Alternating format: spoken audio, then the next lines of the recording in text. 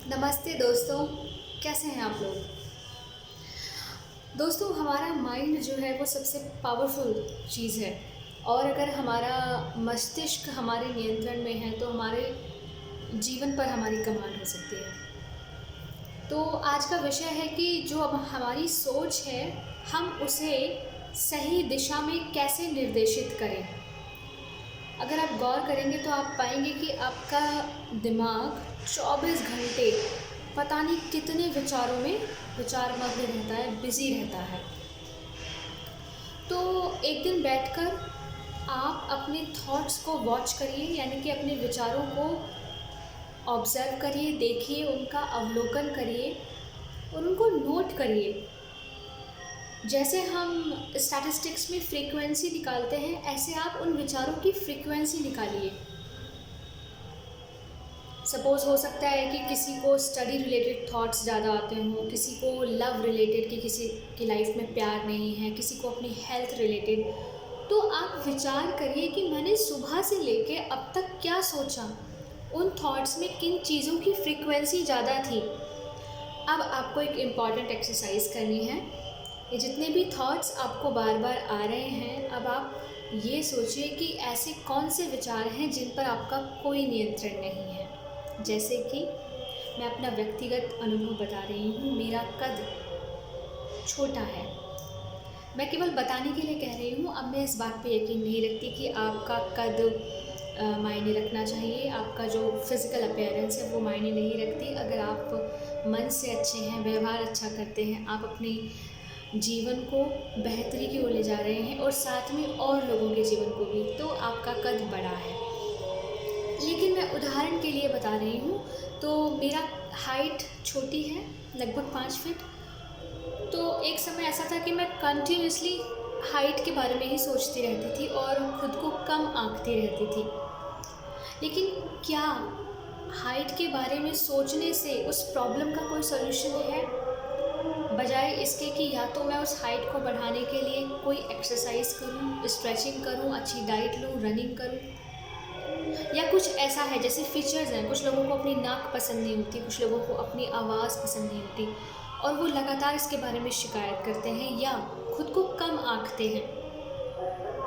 तो ऐसी कोई भी चीज़ जिस पर आपका नियंत्रण नहीं है, जिसको आप नहीं बदल सकते, जो आपको प्रकृति से मिल गई है, उसको बहुत विनम्रता के साथ स्वीकार करिए। विनम्रता के साथ, मैं फिर से कह रही हूँ, क्योंकि जो आपका एक भरा पूरा शरीर है, आप स्वस्थ हैं, आपके पूरे अंग हैं, आप अपंग नहीं हैं और ये बहुत बड़ी बात है।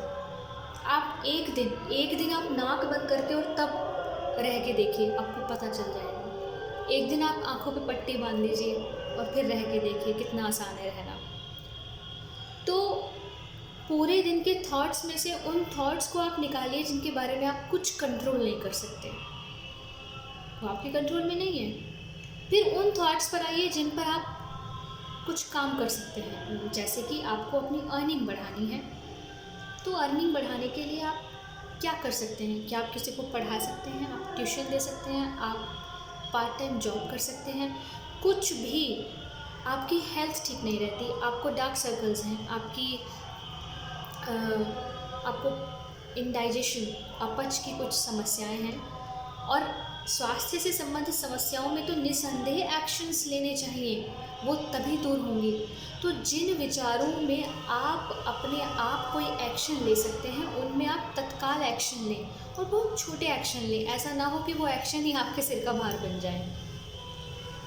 सपोज़ कि आपको अपना वज़न कम करना है और आप ये सोच लें कि मैं रोज़ 5 किलोमीटर चलूँगा, तो छोटा लक्ष्य बनाएं कि मुझे सपोज़ आप सीढ़ियों का चक्कर लगा सकते हैं अपने घर में, बहुत छोटे से शुरुआत करें, रस्सी कूदना।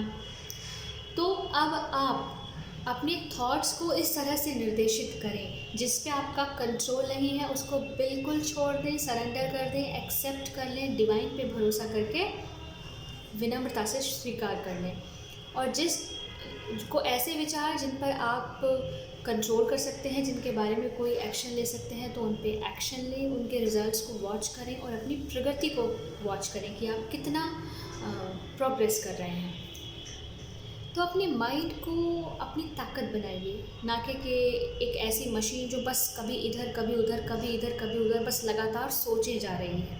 नहीं, अपने सोचने की प्रक्रिया को भी व्यवस्थित करिए। आशा करती हूँ कि आपको ये जो माइंड टेक्निक है ये समझ आई होगी और आप इसे अपनाएंगे, अपना फीडबैक भी देंगे। आपको घबराना नहीं है, आपको बार बार इन चीज़ों को अभ्यास करना है और अपनी लाइफ को बेहतर बनाना है। अपना ध्यान रखिए, अपने परिवार का ध्यान रखिए, अपने देश का ध्यान रखिए। नमस्ते।